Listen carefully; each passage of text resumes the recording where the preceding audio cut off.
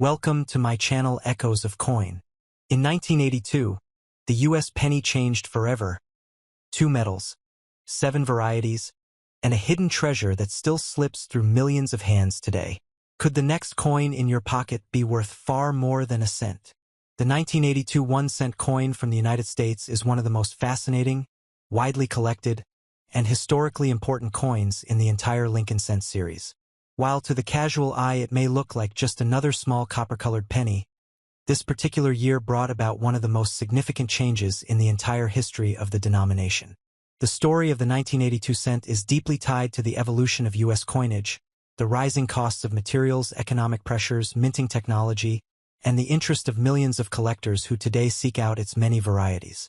To fully understand the 1982 cent, it is necessary to look at its design origins, the history of the Lincoln cent itself, the reasons behind the mint's decision to change its composition in that year, the different varieties struck, error coins that arose, and its long-term role in both circulation and numismatics. The year 1982 stands out as a transitional year that forever changed the composition of the cent and left collectors with one of the most intriguing challenges in modern American coinage. The Lincoln cent was first introduced in 1909 to mark the centennial of Abraham Lincoln's birth. Designed by Victor David Brenner, it became the first regular-issue U.S. coin to feature the portrait of a real person. For more than 70 years leading up to 1982, the coin's obverse retained Brenner's image of Lincoln, while the reverse initially displayed the wheat ears design and later the Lincoln Memorial design, which was introduced in 1959 to commemorate the sesquicentennial of Lincoln's birth. By 1982, the Lincoln Memorial reverse had already been in use for 23 years. The design was well established and familiar to the American public. But the big story in 1982 was not the artwork, but rather the material from which the coin was made. For decades, the cent had been composed of 95% copper and 5% tin and zinc. This alloy gave the coin its traditional reddish-brown appearance and durability. Copper was plentiful and relatively inexpensive, making it ideal for small-denomination coinage. However, as the 1970s gave way to the 1980s, the global price of copper began to climb significantly. The intrinsic metal value of the copper in a 1-cent coin began to approach and even exceed the face value of the coin itself.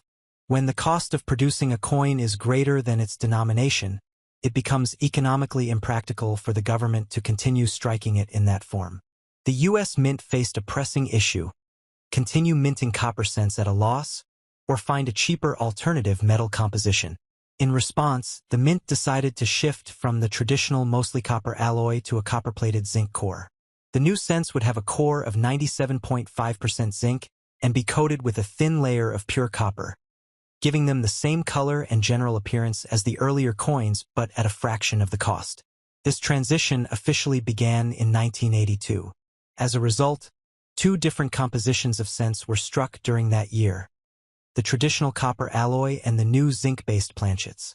This alone would have made 1982 a noteworthy year in U.S. coinage, but the story goes further, as there were multiple die varieties within the year that created a total of 7 major collectible varieties of the 1982 cent.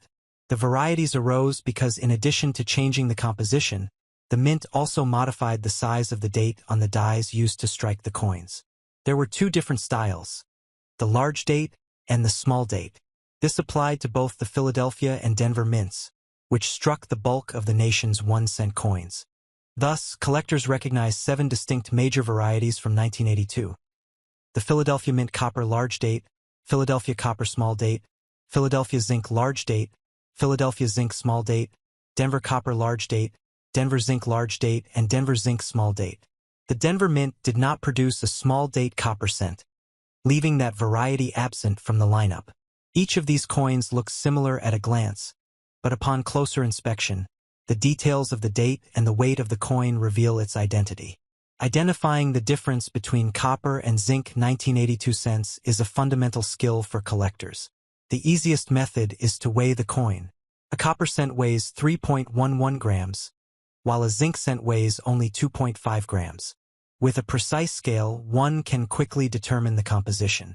In terms of sound, when dropped on a hard surface, copper cents produce a ringing tone, whereas zinc cents make a duller thud. Over time, zinc cents are also more prone to corrosion, developing unsightly bubbles or spots beneath the copper plating, while copper cents tend to tone in more even shades of red, brown, or deep chocolate hues. The large date versus small date distinction requires a sharp eye. On the small date variety, the 2 in 1982 has a more delicate, curved shape, and the 8 sits slightly higher in relation to the other digits. On the large date variety, the 2 appears thicker and the 8 aligns more evenly. Collectors often use magnification to train their eye to spot the difference. Once a person becomes familiar with the telltale shapes, distinguishing the two becomes much easier. Mintages of the 1982 cent were enormous, as the cent was the most widely used denomination in circulation. Billions were produced across both the Philadelphia and Denver mints. The transition year meant that both copper and zinc planchets were used, depending on availability and timing, which is why such a range of varieties exists. For everyday commerce in 1982, most Americans paid little attention to these subtle differences. To them, a penny was a penny.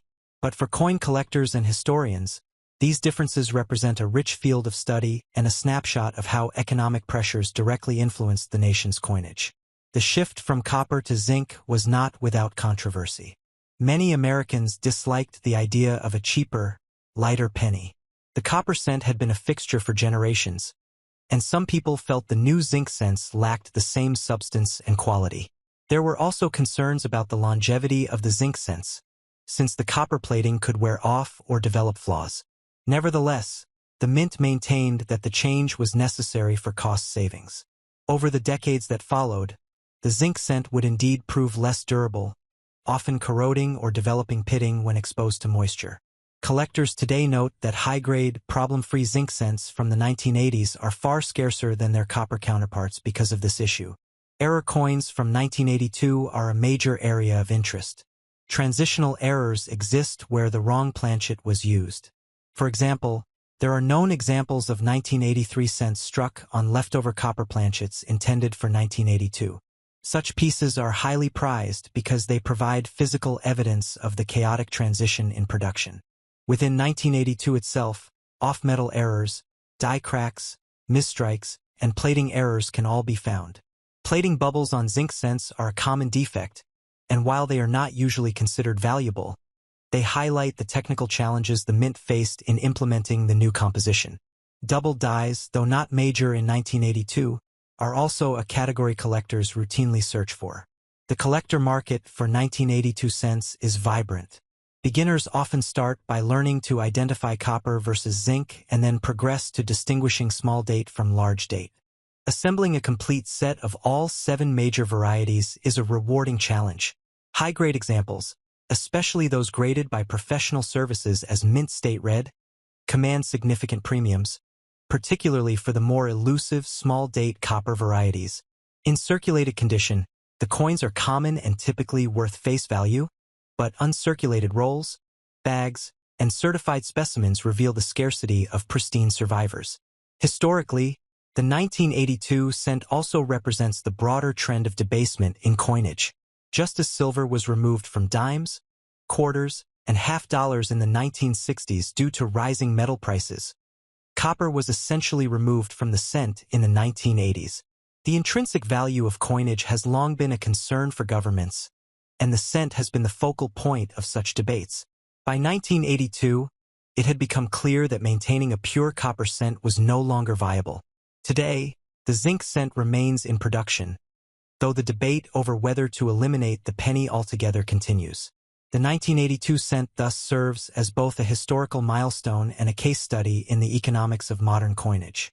The role of the Lincoln cent in American culture cannot be overstated.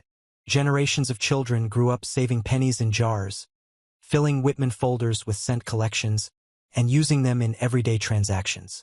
The year 1982 brought a change invisible to most at the time but deeply significant in retrospect. When people today sift through their pocket change, they may find both copper and zinc 1982 cents, each carrying its own story. For collectors, the thrill lies in knowing which is which and in preserving the coins that marked this turning point. Beyond the technical details, the 1982 cent also reflects the broader economic climate of the United States in the early 1980s. Inflation, High interest rates and global commodity market fluctuations all played a role in forcing the mint's hand. The U.S. government had to balance the public's attachment to the penny with fiscal responsibility. While billions of pennies circulated, their production cost was no small matter. The decision to switch to zinc ultimately saved the government millions of dollars, though it also sparked ongoing debates about whether the 1-cent coin should continue to exist at all. Each 1982 cent is thus a tiny piece of economic history.